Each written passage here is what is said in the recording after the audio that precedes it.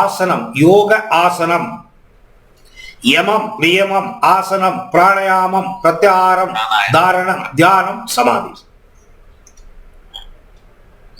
இப்ப நீங்க யோக பயிற்சி பண்ணல, ஏதோ ஒரு ப்ராப்ளத்துக்காக இதை கத்துக்கணும்னு நீங்க வந்திருக்கீங்க வச்சுக்கோங்க. ஆனா இதனுடைய மூலமே இது வேலை பண்ணணும்னா உடல் இயங்க வேண்டும். வார்ம் அப் எக்ஸசைஸ் அப்படிம்பா. ஈவன் யோகாசனா கிளாஸுக்கு போனா கூட ஃபர்ஸ்ட் ஒரு வார்ம் அப் எக்ஸசைஸ் பண்ணிட்டு அப்புறமா தான் யோகாசனம் சொல்லி கொடுப்பான். குதிக்க சொல்லுவான், கை கால் ஆட்ட சொல்லுவான், திரும்ப சொல்லுவான், பண்ணிட்டு அப்புறமா யோகாசனம். சூரிய நமஸ்காரத்துல இருந்து ஸ்டார்ட். அந்த சூரிய நமஸ்காரம் பண்றதுக்கு முன்னாடி ஒரு வார்ம் அப்.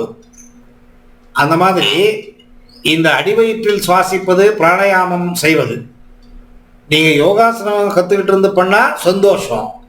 யோகாசனம் பண்ண தெரியாதுன்னா ஒன்றும் ப்ராப்ளம் இல்லை.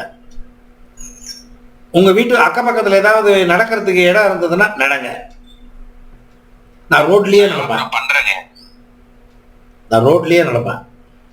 நடந்து எக்ஸசைஸ் பண்ணுவேன். யோகாசனம் பண்ணிட்டு இருந்தேன் 2 மணி நேரம் 3 மணி நேரம் டைம் பிடிச்சிருவேன். அதனால விட்டுட்டேன். அதை விட்டுட்டு இப்போ பெரிய வாக்கு போவேன். போயிட்டு ஒரு எக்ஸசைஸ் பண்ணுவேன். அப்புறமா பிராணாயாமம், அப்புறம் தியானம். இதுதான் சிஸ்டம். ஸோ வாக்கிங் போகாம அடிவயிற்றில் சுவாசி பண்ணக்கூடாது.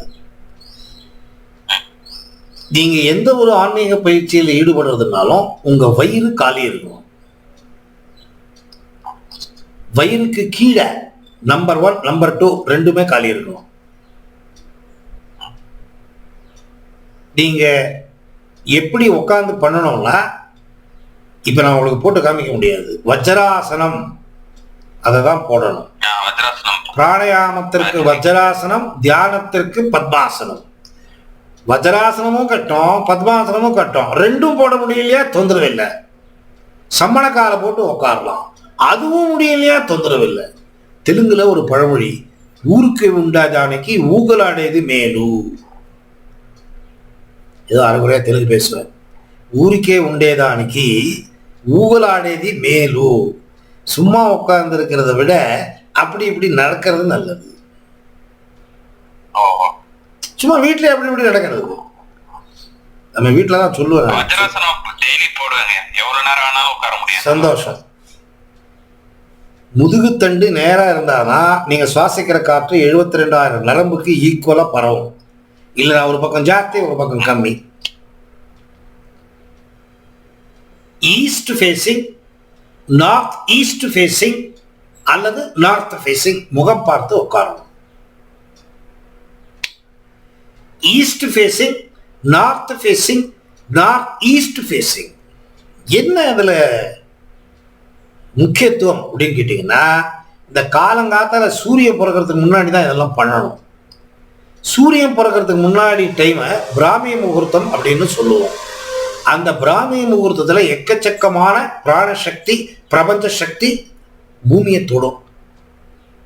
இந்த 3 facing, north, north east, east, positive energy வர்ற திசைகள். அந்த திசைக்கு முகம் பார்த்து உட்கார்ந்து பண்ணணும். எக்கச்சக்கமா போகும் உடம்புக்கு. அப்ப பிராணசக்தி, பிரபஞ்ச சக்தி ரெண்டுமே.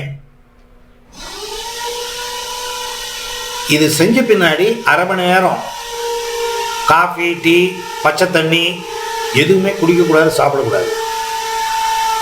அரை மணி நேரம் குளிக்கக்கூடாது, கை கால் கழுவக்கூடாது. உங்க ஆறா ஒளிவட்டம் நல்லா விரியும்.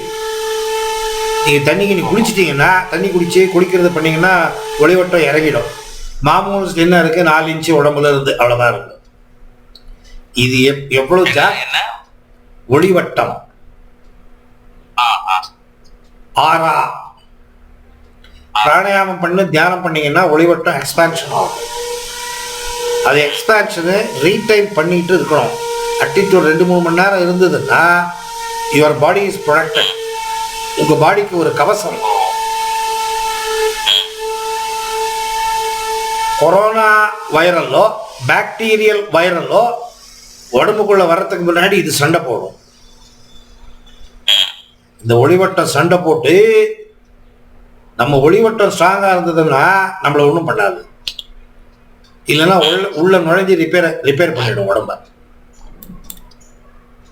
எத்தனை தடவை பண்ணும் சொல்றேன்.